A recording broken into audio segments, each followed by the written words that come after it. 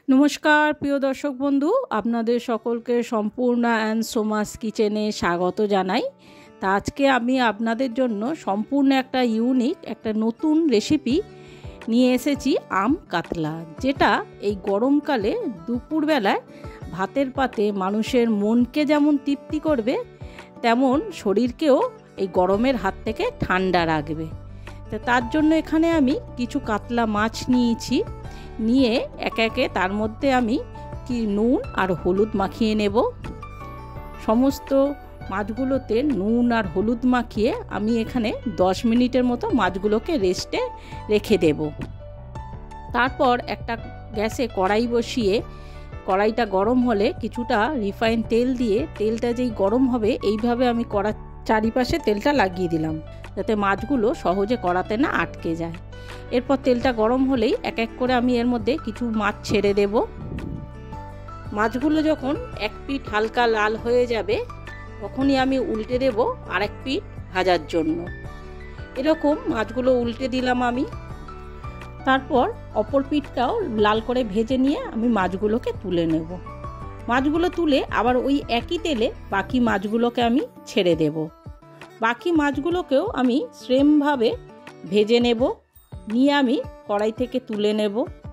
সমস্ত মাছ ভেজে আমার তোলা হয়ে গেলে এবার ওই তেলের মধ্যেই কাঁচা লঙ্কা, কিছুটা কালো জিরে আর গোটা সর্ষে ফোড়ন দিয়ে আমি কাঁচা টুকরো করে একটা গোটা আম আমি এর মধ্যে দিয়ে দেব। দিয়ে এবার আমটাকে একটু নাড়াচাড়া করে নিয়ে ভেজে নিয়ে এর মধ্যে একটু সামান্য হলুদ আর নুন দিয়ে দিলাম। দিয়ে আবার একটু সামান্য আমটাকে হালকা করে ভেজে নিয়ে এই সময় এর মধ্যে আমি কিছুটা জল দিয়ে দেব।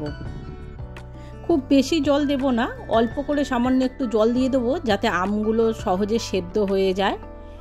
এরপর আমগুলোকে চাপা দিয়ে দেব।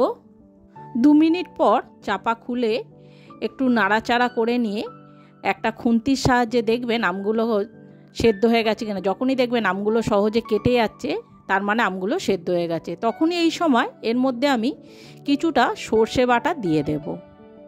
সর্ষে বাটা দিয়ে একটু নাড়াচাড়া করে এর মধ্যে 1 চামচ চিনি দিয়ে দেবো টকটাকে ব্যালেন্স করার জন্য।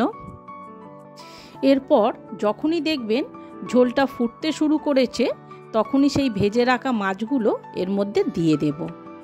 মাছগুলো দিয়ে একটু নাড়াচাড়া করে নিয়ে এটাকে আপাতত 2 মিনিটের মতো আমাদের ভালো করে ফোটাতে হবে। 2 মিনিট ফোটানোর পর দেখতেই পাচ্ছেন গ্রেভিটা অনেকটাই ঘন হয়ে এসেছে। তখনই এই সময় গ্যাসটাকে আমাদের অফ করে দিতে হবে। তাহলে দেখতেই পেলেন কত সহজে একটা আমাদের কাতলা মাছের রেসিপি রেডি হয়ে গেল। এটা সম্পূর্ণ একটা নতুন ধরনের আলাদা রেসিপি। তো বন্ধুরা, আপনাদের যদি আমার এই রেসিপিটি ভালো লেগে থাকে তাহলে অবশ্যই আমার চ্যানেলটি সাবস্ক্রাইব করে একটা লাইক দিয়ে আমার পাশে থাকবেন, আর আমাকে কমেন্ট করে জানাবেন আমার এই নতুন রান্নাটি আপনাদের কেমন লেগেছে। তা গরমকালে আপনারাও এইভাবে আম কাতলা বানিয়ে নিন, আর দুপুরে ভাতের পাতে খেয়ে মনকেও তৃপ্তি করুন, আর সাথে শরীরকেও ঠান্ডা রাখুন। এই গরমকালে যত টক খাবেন তত শরীর ঠান্ডা থাকবে। তাহলে আপনারাও সহজে বাড়িতে বানিয়ে ফেলুন, আর আমাকে কমেন্ট করে অবশ্যই জানান আপনাদের রান্নাটি কেমন লেগেছে। এটা দেখতে যেমন লোভনীয় হয়েছে, এর স্বাদটাও কিন্তু দুর্দান্ত হয়ে থাকে। আপনারাও অবশ্য বাড়িতে অবশ্যই ট্রাই করুন।